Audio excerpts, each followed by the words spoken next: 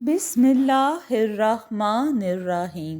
السلام علیکم دوستو، آج میں آپ کے لیے دیا جلائے رکھنا ناول کا 17واں حصہ لے کر آئی ہوں۔ لیکن یہ کہانی شروع کرنے سے پہلے آپ سب دوستوں سے گزارش ہے، اگر آپ میرے چینل پر نئے ہیں یا ابھی تک آپ نے میرا چینل سبسکرائب نہیں کیا تو اسے سبسکرائب کر لیجئے اور بیل آئیکن کو آل پہ کر لیں تاکہ دلچسپ اور بہترین کہانیوں کا جو یہ سلسلہ ہے بر وقت آپ تک پہنچتا رہے۔ پانی امرت بن کر اس کے جسم میں اترا تو اس کے حواس بحال ہو گئے اور اعصاب قابو میں آ گئے۔ اس نے گہرا سانس لے کر گلاس واپس کر دیا۔ عورت نے گلاس لے کر تپائی پر رکھ دیا۔ اس نے محسوس کیا سب اس طرح دکھائی دے رہے ہیں جیسے ان سب کو سانپ سونگھ گیا ہو۔ پھر وہ پتھر کے منجمد مجسموں کی طرح بے حس و حرکت بیٹھے تھے۔ اس نے حیرت و استعجاب سے ان کے زرد اور ستے ہوئے چہرے دیکھے۔ وہ ششدر سی ہو رہی تھی کہ یہ لوگ ثنا اور نازنین کے بارے میں اس قدر الجھے ہوئے کیوں ہیں۔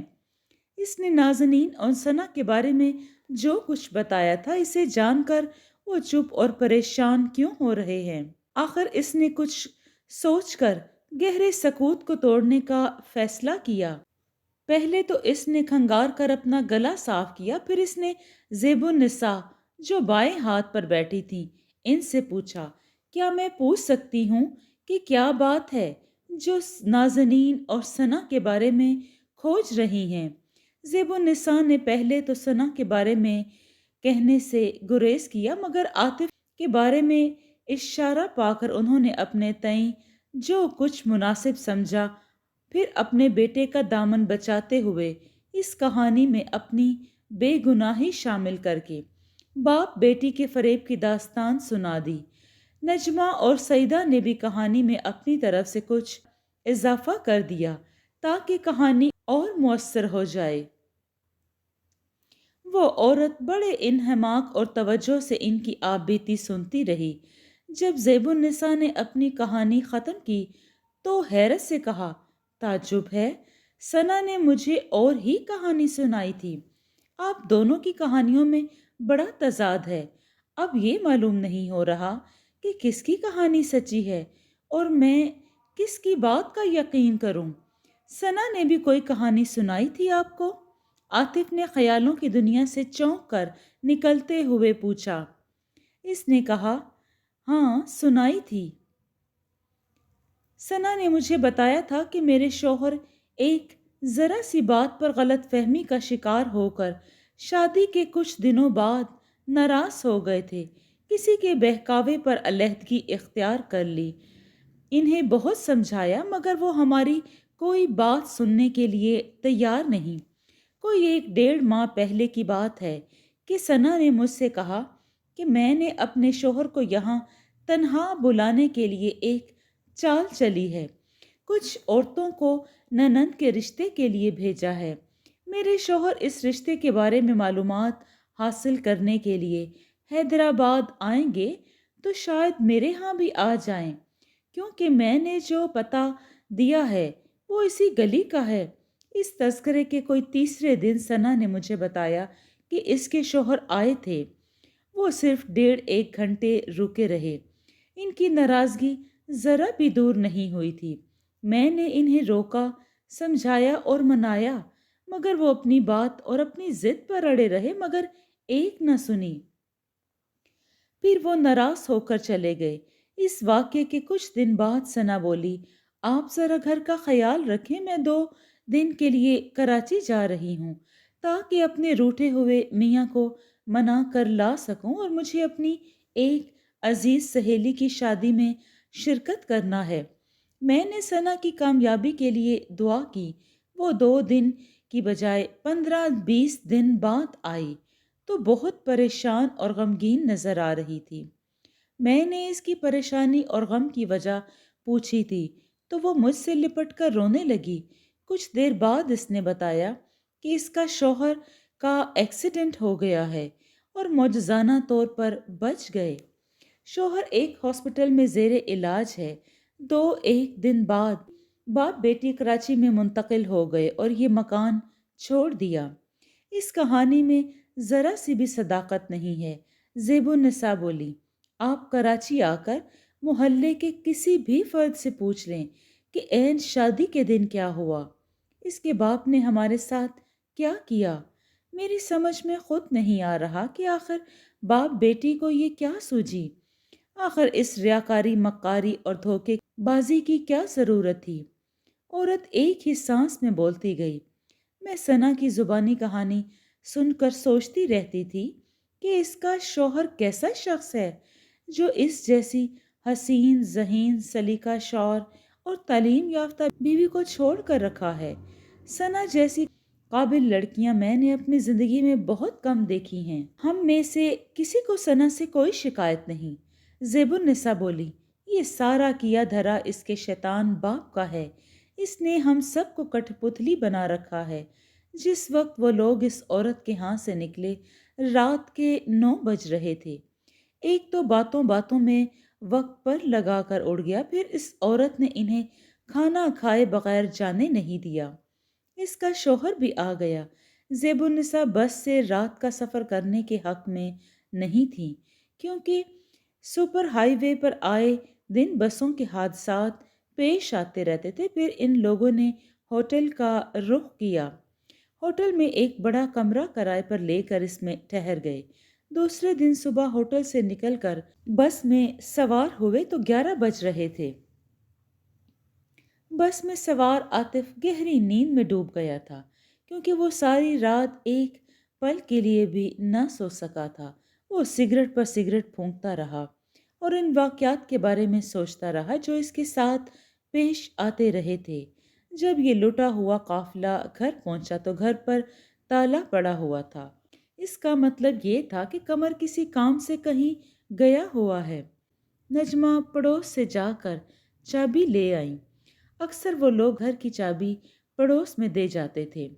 جب ان لوگوں نے گھر کے اندر قدم رکھا تو سب کی آنکھیں حیرت سے پھیل کر رہ گئیں۔ ایسا نہیں لگا کہ غلطی سے بھی کسی اور گھر میں آئے ہیں۔ گھر کا نقشہ یکسر بدلا ہوا تھا۔ صرف نشست گاہ ہی نہیں بلکہ ہر کمرہ، یہاں تک کہ باورچی خانے میں بھی ہاتھ لگایا ہوا تھا۔ اس کی ترتیب و تزئین سے سلیقہ اور حسن چھلک رہا تھا۔ گھر تو صاف و شفاف آئینے کی طرح چمک رہا تھا اور سب گھر کا گوشہ گوشہ دیکھ کر ششدر ہو رہی تھی۔ عاطف بھی اپنا غم کچھ دیر کے لیے بھول گیا تھا۔ گھر کی یہ بدلی ہوئی صورت دیکھ کر نجمہ نے ماں سے کہا، مجھے تو قمر بھائی کا کارنامہ لگتا ہے۔ معلوم ہوتا ہے کہ انہوں نے ہمارے انتظار سے اکتا کر گھر کی سیٹنگ ہی بدل کر رکھ دی ہے۔ زیب النساء نے گردن گھما کر نشست گاہ کا جائزہ لیا اور بولی، قمر کو تو اپنے دانتوں کی صفائی تک ٹھیک سے کرنی نہیں آتی، وہ خاک صفائی کرے گا؟ ایک نمبر کا نکما ہے۔ نجمہ کو ناگوار سا لگا اور قدرے قمر کی ہر معاملے میں حمایت کرتی تھی۔ وہ تنک کر بولی، بھائی قمر نے سیٹنگ نہیں کی تو کیا علادین کے جادوئی چراغ کے دیو نے کی ہوگی؟ جب ہی محلے کا ایک لڑکا راشد فلمی رسالہ واپس کرنے آیا تو سیدہ نے اس سے پوچھا، راشد، قمر کہاں ہے؟ کیا وہ تمہیں بتا کر نہیں گیا کہ کہاں جا رہا ہے؟ وہ اسکوٹر پر آپ کے ایک مہمان کو بس سٹاپ تک چھوڑنے گئے ہیں۔ قمر بھائی نے مجھ سے کہا تھا کہ انہیں رکشہ پر سوار کر کے ابھی واپس آتا ہوں۔ کیا وہ نہیں آئے؟ مہمان؟ نجمہ نے حیرت سے کہا، وہ کون مہمان تھا جو آیا تھا اور چلا بھی گیا؟ اور قمر انہیں رکشہ دلانے باہر لے گیا۔ کتنے لوگ تھے؟ کوئی عورت تھی، لڑکے نے جواب دیا۔ صرف اکیلی تھی؟ اس کے ساتھ کوئی اور تو نہیں تھا؟ عورت؟ سیدہ نے متعجب ہو کر پوچھا، کیا تم نہیں جانتے؟ کبھی انہیں اپنے ہاں آتے دیکھا ہے؟ وہ برقع میں تھیں اور چہرے پر نقاب پڑی ہوئی تھی۔ راشد نے جواب دیا، قمر نے تو مجھے بتایا تھا کہ وہ آپ کی کوئی رشتہ دار ہے۔ راشد رسالہ دے کر چلا گیا تو نجمہ نے اپنے خیال ظاہر کیا، آبدہ بھابھی ہوں گی، قمر بھائی انہی کو چھوڑنے گئے ہوں گے، کیونکہ وہ بڑے نخرے دکھاتی پھرتی ہیں، انہیں چند قدم چلنا پہاڑ لگتا ہے۔ تو کیا تمہارے خیال میں آبدہ بھابھی جیسی پوہڑ عورت نے یہ سیٹنگ کی ہوگی؟ زیب النساء بولی، میرے خیال میں زیتون آپا آئی ہوں گی، وہی تو سخت پردہ کرتی ہیں۔ زیتون آپا کا گھر تو آپ نے کئی بار دیکھا ہے، انہیں خود تو کسی بات کا کوئی سلیقہ نہیں، پھر وہ ہائی بلڈ پریشر کی مریضہ ہیں، اول تو ان سے کام ہوتا ہی نہیں۔ جب ہی گھر کے دروازے میں اسکوٹر کے رکنے کی آواز آئی، آپ لوگ آ گئے؟ خدا کا شکر ہے کہ گھر کے بدو گھر کو لوٹ آئے، آپ لوگ کب آئے؟ قمر نے اندر داخل ہوتے ہی پوچھا۔ علی جا ابھی ابھی دور دراز کا سفر کر کے واپس آئے ہیں، بے حد تھکے ہوئے ہیں، کیا ہی اچھا ہوگا اگر آپ ہمیں گرما گرم چائے بنا کر پلا دیں۔ چائے بھی پلا دیں گے اور کھانا بھی کھلا دیں گے۔ قمر کے لبوں پر معنی خیز مسکراہٹ بکھر گئی۔ آپ لوگوں کا سفر حیدرآباد بیکار ہی ثابت ہوا نا؟ سب نے چونک کر اس کی طرف دیکھا۔ زیب النساء نے مشکوک ہو کر اسے گھورا۔ یہ سب تمہیں کیسے معلوم ہوا؟ چہروں سے معلوم ہو رہا ہے کہ منزل مراد نہیں ملی۔ پھر وہ مسکرایا، فاتحانہ نظروں سے دیکھتے ہوئے بولا، نازنین باجی کل یہاں آئی تھی۔ عاطف جو صوفے پر افسردہ اور الگ تھلگ سا ہو کر بیٹھا اپنی سوچوں میں گم تھا، وہ نازنین کا نام اور اس کی اچانک غیر متوقع آمد کا سن کر اپنی جگہ سے اس طرح اچھلا جیسے بچھو نے اسے بے خبری میں ڈنک مارا ہو۔ زیب النساء اور بہنیں بھی ششدر رہ گئیں، انہیں جیسے اپنے کانوں پر یقین نہیں آ رہا تھا۔ نجمہ نے پوچھا، نازنین باجی آئی تھی؟ وہ نازنین باجی جو ثنا کی بڑی بہن ہیں، جن کا ذکر بھائی جان نے اکثر کیا تھا اور جن سے ملنے ہم حیدرآباد گئے تھے؟ ہاں ہاں، وہی نازنین باجی۔ قمر نے نجمہ کی باتوں سے اکتا کر جواب دیا، میں انہی نازنین باجی کا ذکر کر رہا ہوں، آسمان سے اتری ہوئی نازنین باجی کا نہیں۔ عاطف اپنی جگہ سے اٹھ کر قمر کے پاس آیا اور تڑپ کر وحشت زدہ لہجے میں بے تابی سے پوچھا، کہاں ہے وہ نازنین؟ جلدی سے بتاؤ۔ قمر اپنے بھائی کا وحشت زدہ چہرہ اور لہجے میں سختی سی محسوس کر کے گھبرا گیا۔ میں ابھی انہیں ٹیکسی پر بٹھا کر تو آ رہا ہوں، کیوں خیریت تو ہے؟ نازنین نے ٹیکسی والے کو کہاں چلنے کے لیے کہا تھا؟ تم نے علاقے کا نام تو سنا ہوگا؟ نازنین باجی نے ہاتھ کے اشارے سے ٹیکسی روکی اور ٹیکسی ڈرائیور سے کچھ کہے بغیر اس میں سوار ہو گئی تھی۔ میرا شکریہ ادا کرنے کے بعد ٹیکسی والے کو چلنے کے لیے کہا، لاؤ اسکوٹر کی چابی مجھے دے دو۔ عاطف نے اس کے ہاتھ سے چابی چھین لی۔ مجھے صرف اتنا بتا دو کہ ٹیکسی کس طرف گئی، آج وہ میرے ہاتھ سے بچ نہ سکے گی۔ زیب النساء لپک کر عاطف کے پاس پہنچی اور انہوں نے کسی چیل کے سے انداز میں اس کے ہاتھ سے چابی جھپٹ لی۔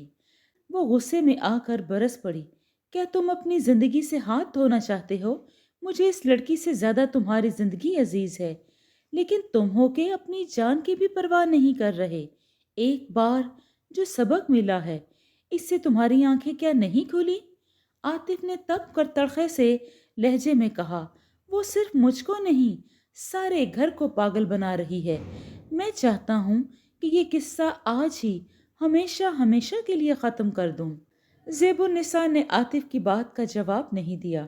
انہوں نے پلٹ کر قمر کی طرف دیکھا، جو حیران و پریشان ہو کر یہ عجیب و غریب ڈرامہ دیکھ رہا تھا۔ اس غریب کی سمجھ میں نہیں آ رہا تھا کہ ماجرا کیا ہے۔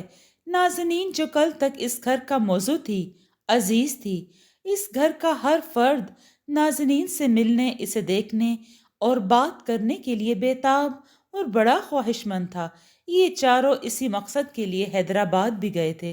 بھائی جان کی زبان نازنین کی تعریف کرتے نہ تھکتی تھی، لیکن اب بھائی جان کو کیا ہو گیا؟ وہ نازنین کے ذکر پر برہم ہو رہے تھے۔ آخر کیوں؟ کس لیے؟ یہ سوچ کر اس کا ذہن چکرا سا رہا تھا۔ زیب النساء نے عاطف کو نظر انداز کرتے ہوئے قمر سے پوچھا، اچھا یہ تو بتاؤ کہ نازنین کب اور کس وقت آئی تھی؟ یہ کس لیے آئی تھی؟ کل، قمر نے جواب دیا۔ کل آپ لوگ یہاں سے دن کے 10 بجے گئے تھے اور وہ 12 بجے آ گئی تھی۔ ظاہر ہے ہم سب سے ملنے کے لیے آئی تھی۔ انہیں آپ سے ملاقات نہ ہونے کا بہت افسوس تھا۔ ہیں؟ کل 12 بجے آئی تھی؟ سعیدہ حیران سی ہو گئی، گویا وہ کل دوپہر سے آج دوپہر تک گھر میں رہی تھی۔ رات بھی اسی گھر میں گزاری تھی کیا؟ جی جناب۔ قمر فضا میں گھلی ہوئی تلخی کو محسوس کر کے بھی شوخی کے انداز میں مسکرایا۔ کیا آپ لوگوں کو کوئی اعتراض ہے یا انہیں یہاں رہنے کا کوئی حق نہیں؟ تم اسے گھر میں گھسنے نہیں دیتے تو زیادہ اچھا ہوتا۔ عاطف غصے سے مٹھیاں بھینچ کے بولا تو اس کی آواز کانپ رہی تھی۔ آخر اس خبیث کو یہاں قدم رکھنے کی جرت کیسے ہوئی؟ بھائی جان، یہ آپ کیا کہہ رہے ہیں؟ قمر سنجیدہ ہو گیا۔ نازنین باجی اتنی اچھی طبیعت اور مزاج کی ہیں کہ آج تک اتنی اچھی عورت سے کبھی میرا واسطہ نہیں پڑا۔ اس کا جواب نہیں۔ نجمہ حیرت سے کہنے لگی، مگر ایک بات سمجھ میں نہیں آ رہی کہ یہ اتفاقات ہیں۔ دانستہ گھر اور ہاسپٹل ہماری غیر موجودگی میں آ رہی ہے۔ اسے کسی نہ کسی طرح اور کسی نہ کسی ذریعے سے ہمارے پروگراموں کی اطلاع مل جاتی ہے۔ کل آئی بھی تو ہماری غیر موجودگی میں، یہ اتفاق نہیں ہے۔ اس نے توقف کر کے قمر سے پوچھا، قمر بھائی یہ بتاؤ کل دوپہر سے آج دوپہر تک وہ کیا کرتی رہی تھی؟ یہ ذرا لمبی کہانی ہے، پھر بھی سنائی دیتا ہوں۔ قمر گلا صاف کر کے کہنے لگا، کل جب دروازے پر دستک ہوئی تو میں نے جا کر دروازہ کھولا۔ برقع میں ملبوس ایک عورت کھڑی تھی۔ اس نے مجھے دیکھ کر نقاب الٹا تو میرے منہ سے بے ساختہ نکل گیا، ثنا بھابی۔ میں چونکا بھی، حیران بھی ہوا، پھر غصہ بھی آ رہا تھا کہ وہ ہنس کر بولی، میں ثنا نہیں، نازنین ہوں۔ جب میں نے انہیں بتایا کہ گھر والے تو آپ سے ملنے حیدرآباد گئے ہوئے ہیں تو وہ چونک گئیں۔ انہیں تعصب بھی ہوا کہ گھر والوں کو خواہ مخواہ پریشانی اٹھانی پڑے گی۔ پھر وہ کچھ سوچ کر بولی، یہ تو بہت برا ہوا، ان سب کو میری وجہ سے بڑی اذیت اور تکلیف اور پریشانی اٹھانی پڑے گی۔ خیر کوئی مضاحکہ نہیں، میں آپ کے گھر والوں کا انتظار کر لوں گی۔ اجازت تو ہے نا؟ تاکہ میں یہاں رک کر انتظار کر لوں۔ میں یہاں ایک دن رکنے کے لیے آئی تھی۔ آپ کو کوئی اعتراض تو نہیں ہوگا؟ بھلا مجھے کیا اعتراض ہو سکتا تھا؟ میں دل میں بہت خوش ہو گیا کہ اب تنہائی آسانی سے کٹ جائے گی۔ میں نے بھائی جان کے حادثے کا پس منظر بھی بتایا۔ انہیں میری بات کا یقین نہیں آ رہا تھا کہ ان کی چھوٹی بہن اور اس کے ابو قیمتی کار کے مالک ہو سکتے ہیں۔ جب میں نے ذیشان علی کے بارے میں بتایا تو تب انہیں میری بات کا یقین آ گیا۔ انہوں نے مجھ سے کہا کہ میں ذیشان علی سے مل کر کھوج لگاؤں گی۔ کچھ دیر بعد نازنین باجی نے باورچی خانہ میں جا کر میرے لیے دوپہر کا کھانا تیار کیا۔ ہم دونوں نے ایک ساتھ بیٹھ کر کھانا کھایا۔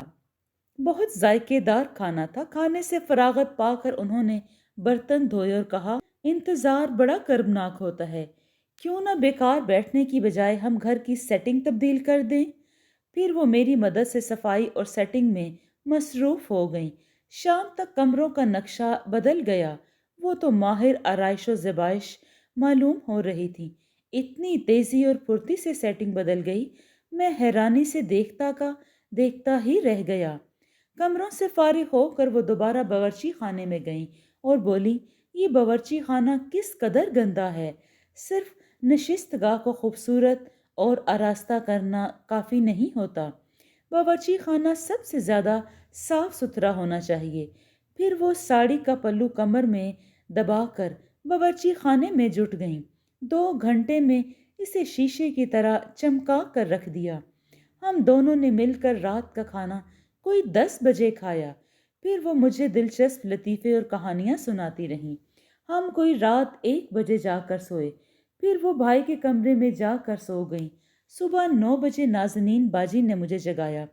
میز پر نہ صرف پرتکلف ناشتہ چنا ہوا تھا بلکہ الل صبح بازار جا کر گوشت ترکاری خرید کر بھی لائیں اور دوپہر کا کھانا بھی تیار کر کے رکھ دیا۔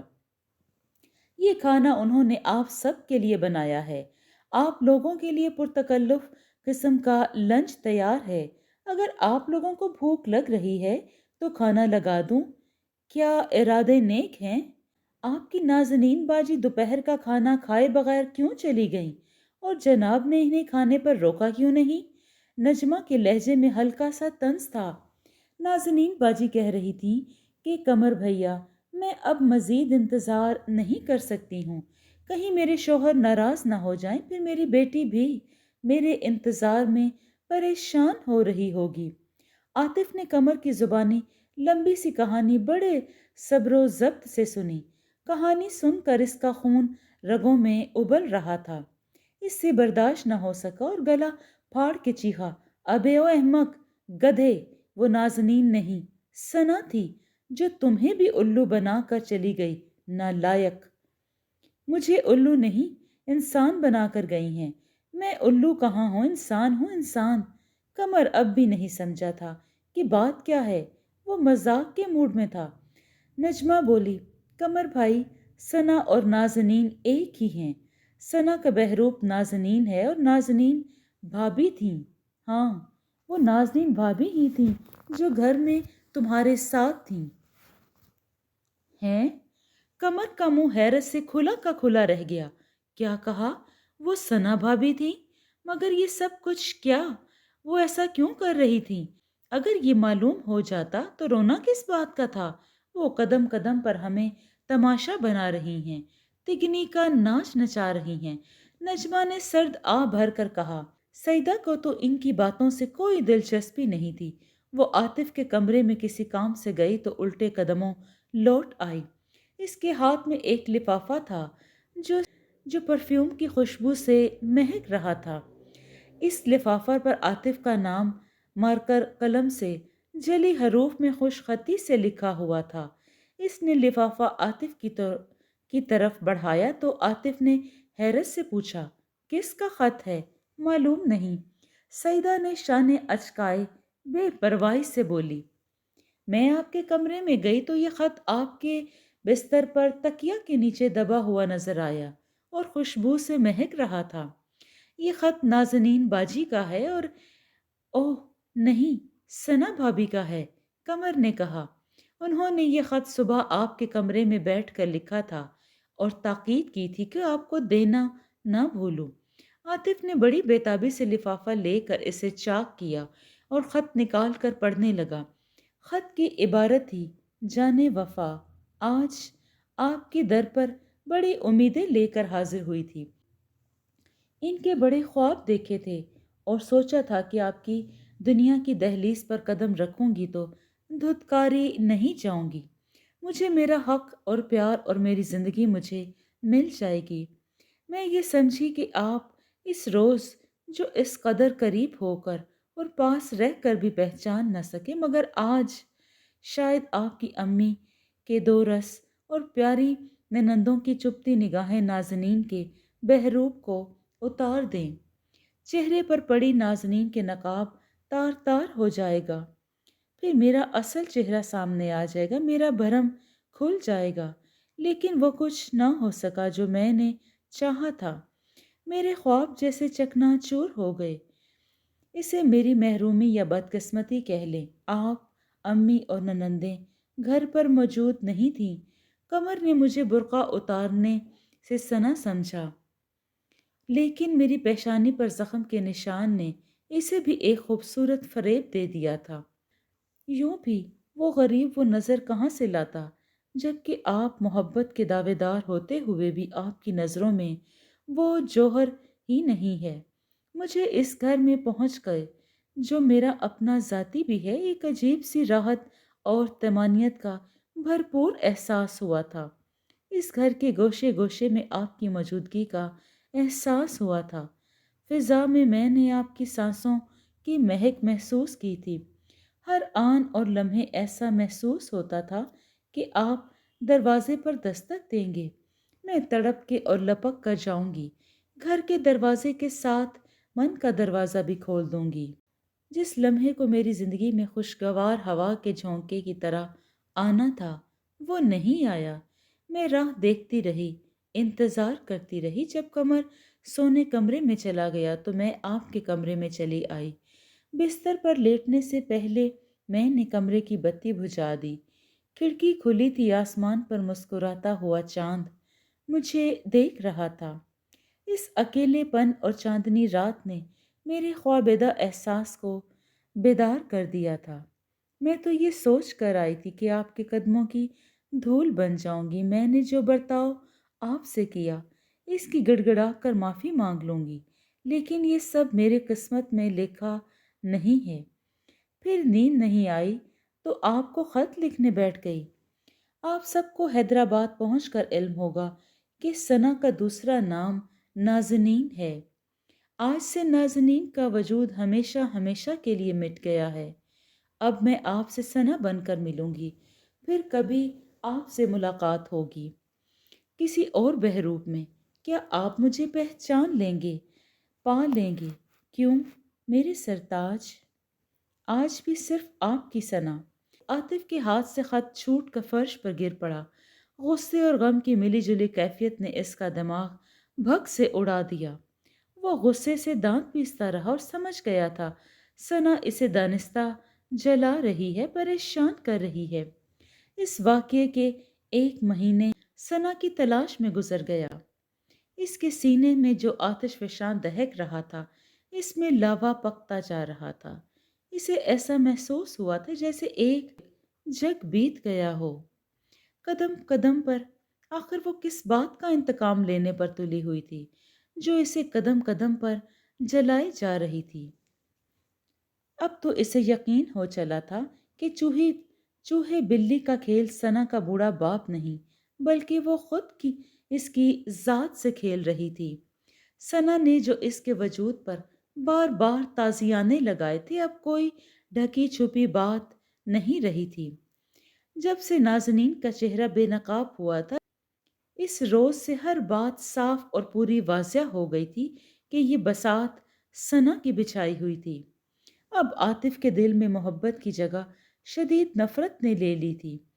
وہ دل کے داغوں کو انتقام سے مٹانا چاہتا تھا۔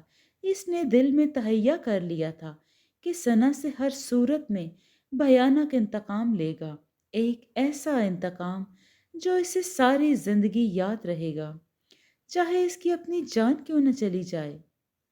ادھر عاطف نے اریبہ کو ذہنی طور پر اس لیے قبول کر لیا تھا کہ وہ اریبہ کے توسط سے ثنا تک پہنچنا چاہتا تھا۔ اس روز سے اریبہ اس کے فلیٹ میں آ کر رہ رہی تھی۔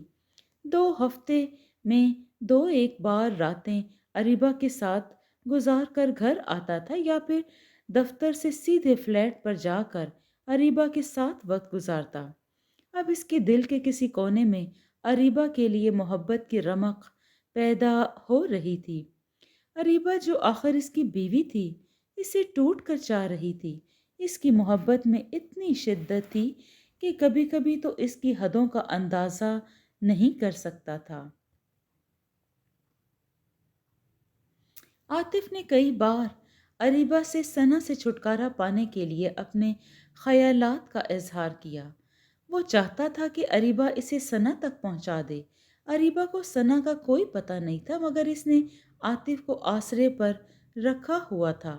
وہ اپنے مرد کو پہچانتی تھی۔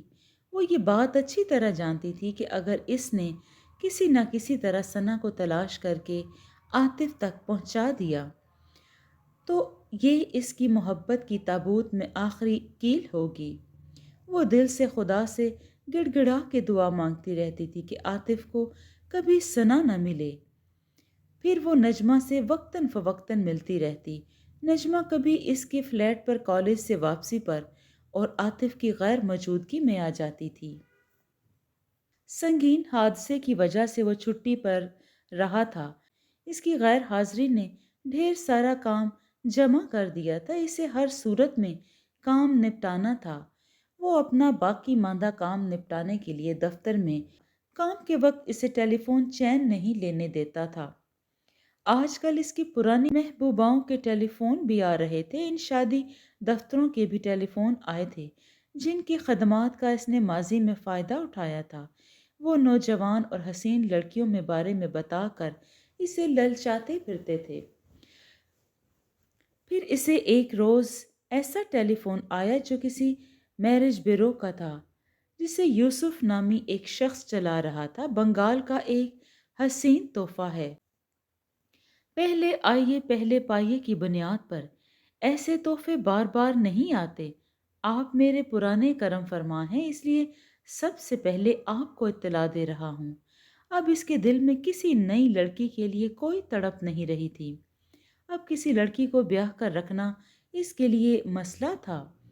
वो अब इन झंझट में नहीं पड़ना चाहता था। इसने बड़ी बेदिली से जवाब दिया, बहुत बहुत शुक्रिया यूसुफ साहब, मैंने अब ये सिलसिला बंद कर दिया है। मेरी एक नहीं दो बीवियां हैं। यूसुफ ने भोंडा सा कहकर लगाकर कहा, इस्लाम में तो 4 शादियों की इजाज़त है। फिर आपकी ये तीसरी शादी होगी। इसके बाद भी एक शादी की गुंजाइश रह जाती है। आतिफ साहब, मौका मिले तो आज ही अभी कुछ देर के लिए आकर बंगाल के इस तोहफे को देख लें। यूसुफ जैसे इसका पीछा छोड़ने वाला नहीं था। वो इसरार करने लगा। बंगाल के नमकीन हुस्न में जो बात है वो गोरे चिट्टे हुस्न में कहाँ। ये बंगाली लड़की कुदरत के हाथों की तख्लीक मालूम होती है। उम्र भी इसकी ज्यादा नहीं है, 16-17 का सन होगा। ऐसी कशिश आप शायद ही किसी लड़की में पाएंगे। यूसुफ ने जिस अंदाज से बंगाली लड़की की तारीफ की थी, इसने इसके जज्बात को जैसे एकदम भड़का दिया था। औरत और फिर एक नौखेज कली मर्द की बहुत बड़ी कमजोरी होती है। इसने बंगाली हुस्न की बड़ी तारीफ सुनी थी। इसने बंगाली हसीन लड़कियों को देखा भी था जो आला घरानों की थीं। ये माजी की बातें थीं, जब मशरकी बाजू अपना था। औरतें और मर्द आते जाते थे। कोई एक साल से वो देख रहा था कि बंगाली लड़कियों औरतों की तादाद कराची में गैर मखसूस अंदाज से बढ़ती जा रही थी। इसके जहन ने एक बंगाली लड़की का पैकर तराशा तो इसके अंदर ख्वाहिशात की अफरियत बेदार हो गई। इसके तसव्वुर में वो लड़कियां याद आने लगी जिनकी मजबूरियों से फ़ायदा उठाकर इसने शादियां की थीं। इस इनका तिलिस्म इसके दिलो दिमाग पर छा रहा था। माजी हाल बन चुका था। ऐसा लगा जैसे कल की बात हो। महीनों की असाब शिकनी इसे जैसे वरगला रही थी।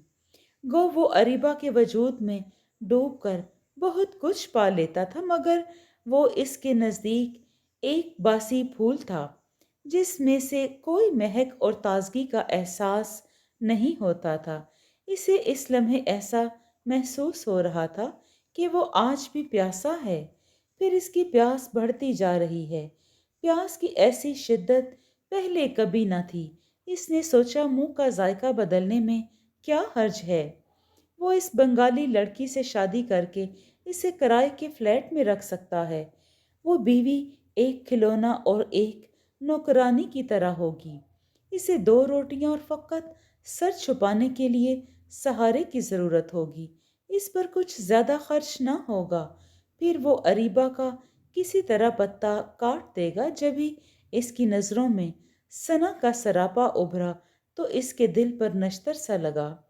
इसने सोचा, सना तो एक सैराब है। अब वो इसके पीछे भागकर अपना वक्त ज़ाया क्यों करे। वो आज ना सही कल किसी मोड़ पर मिलेगी तो सही।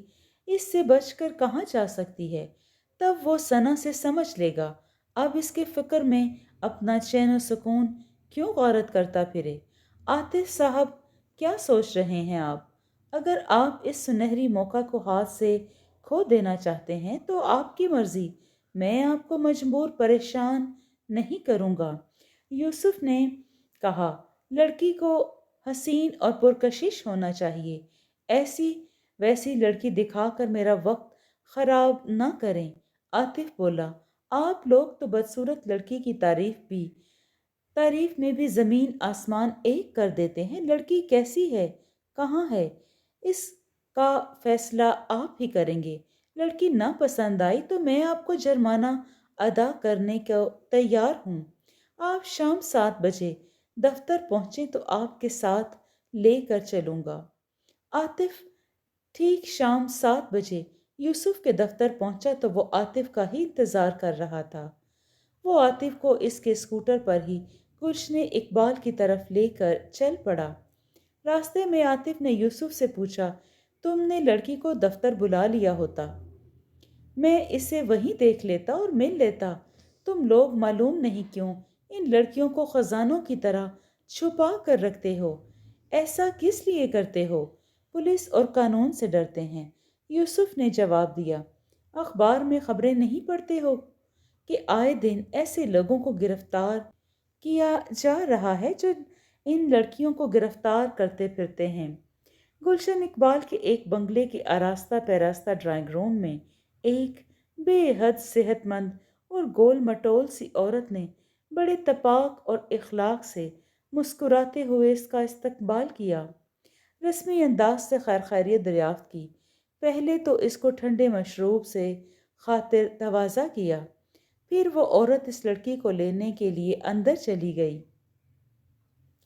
عاطف اس لڑکی کے انتظار میں بیٹھا تصور میں اس نادیدہ لڑکی کا سراپا کھینچ رہا تھا۔ اس نے 2 بنگالی لڑکیوں کو دیکھا جو میلی کچیلی ساڑیوں میں ملبوس ہوتی تھیں۔ جو لوگ ان لڑکیوں کو لاتے اور ان کا سودا کرتے تھے وہ ان لڑکیوں کے ساتھ جانوروں کا سا سلوک کرتے، نہ اچھا کھلاتے اور نہ پہناتے تھے، اس لیے کہ وہ زیادہ سے زیادہ پیسے کمانے کے چکر میں ہوتے تھے۔ اب جو لڑکی آنے والی تھی ظاہر تھا کہ اس کے ساتھ بھی ایسا ہی سلوک ہو رہا ہوگا۔ یہ کوئی بدن بیچنے والی لڑکیاں نہیں ہوتی تھیں جنہیں دلہنوں کی طرح سنوار کے پیش کیا جائے۔ ان لڑکیوں کو تو بغیر کسی سنگار کے شادی کے لیے پسند کر لیا جاتا تھا۔ کوئی 10 منٹ کے بعد دہلیز کا پردہ لہرایا تو وہی عورت پہلے داخل ہوئی جو لڑکی کو اندر لینے گئی تھی۔ اس کے پیچھے وہ لڑکی تھی۔ جب وہ لڑکی اس کی نظروں کے سامنے آئی تو عاطف کو ایسا لگا کہ اس کی نظروں کے سامنے کوندھا لپکا ہو۔ یوسف نے اس لڑکی کی غلط تعریف نہیں کی تھی، وہ واقعی بلا کی حسین اور پرکشش تھی۔ ریشمی ساڑی باندھے اور بلاؤز ہلکے اور نفیس میک اپ میں کسی اچھے گھر کی لڑکی معلوم ہو رہی تھی۔ اچھے لباس اور میک اپ سے کوئی بھدی لڑکی خوبصورت نہیں لگ سکتی، مگر وہ اپنے بشرے سے ایک اچھی لڑکی لگ رہی تھی۔ پھر اس کے چلنے بولنے سلام کرنے سے وہ تعلیم یافتہ بھی معلوم ہو رہی تھی۔ وہ سجل نقش و نگار کی تھی، سرو قد تھی، چہرے پر نمک تھا۔ زلف بنگال کے بارے میں جو سنا تھا اس لڑکی کو ویسا ہی پایا تھا۔ اس کی پشت پر کھلے ہوئے سیاہ گھنیرے بال بھنورے کی طرح چمکیلے تھے۔ ان بالوں کو دیکھ کر ایسے محسوس ہو رہا تھا کہ سیاہ بادل کا کوئی ٹکڑا ہو۔ جہاں تک عاطف کے علم میں تھا، اچھے گھرانوں اور پڑھی لکھی لڑکیاں روزگار پیٹ کا جہنم بھرنے اور کسی مرد کا سہارا لینے کے لیے آئی تھیں۔ جو لڑکیاں آتی تھیں وہ بے حد غریب گھرانے کی ہوتی تھیں، ان گھروں کی جنہیں کئی دنوں تک فاقے کرنا پڑتے تھے۔ پھر وہ جو غریب ماں باپ کے لیے صرف چٹان کا سا بوجھ ہی نہیں نحسور بھی ہوتی تھیں۔ وہ اپنی دوشیزگی اور معصومیت کو داؤ پر لگانے آ جاتی تھیں اور سوچتی تھیں کہ لٹ کر بھی سہارا نہ ملا تو ہاتھ پھیلا کر پیٹ کا جہنم سرد کر لیں گی۔ عاطف کو اس لڑکیوں کی خوبیوں کا علم ہوا تو وہ متعجب ہو گیا۔ اس نے عورت سے جس کا نام نورہ تھا، کیا یہ لڑکی اردو بولنا جانتی ہے؟ کیوں نہیں؟ نورہ نے سر ہلا کر جواب دیا، یہ لڑکی نہ صرف ممبئی بلکہ دلی میں بھی کچھ دن رہی ہے۔ اس نے اپنا بچپن وہیں گزارا ہے، آپ اس سے اردو میں بات چیت کر سکتے ہیں۔ وہ لڑکی نورا کا اشارہ پانے کے بعد چلتی ہوئی اس کے قریب صوفہ پر آ کر سمٹ کے بیٹھ گئی۔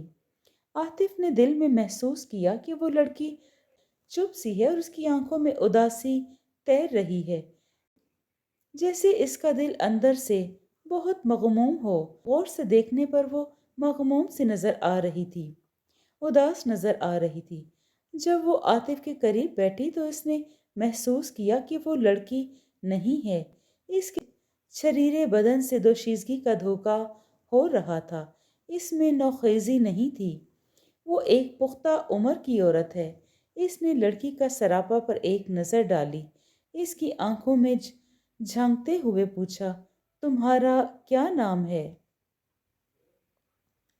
لڑکی نے مسکرانے کی کوشش کی، اس کی مسکراہٹ مردہ سی تھی۔ وہ ساڑی کا پلو شانے پر درست کرتے ہوئے بولی، میرا نام زکیہ ہے۔ اس کے مترنم لہجے میں گداز سا چھپا ہوا تھا، لہجہ بڑا صاف اور شستہ تھا۔ عاطف متاثر ہوئے بغیر نہ رہ سکا۔ تم بنگال کے کون سے شہر کی رہنے والی ہو؟ کھلنا شہر کی۔ اس نے ساکت پلکوں اور اداس اداس نظروں سے عاطف کی طرف دیکھا۔ کھلنا شہر؟ جسور چھاونی میں 25 میل دور ہے نا؟ میں نے سنا ہے کہ تم گانا بھی گا لیتی ہو؟ عاطف نے پوچھا۔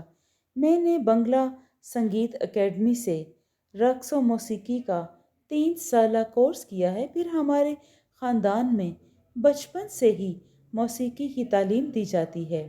گو لب و لہجے سے بنگالی نہیں لگ رہی تھی، مگر وہ 2 ایک لفظ اس کے بنگالی ہونے کی چغلی کھا گئے تھے۔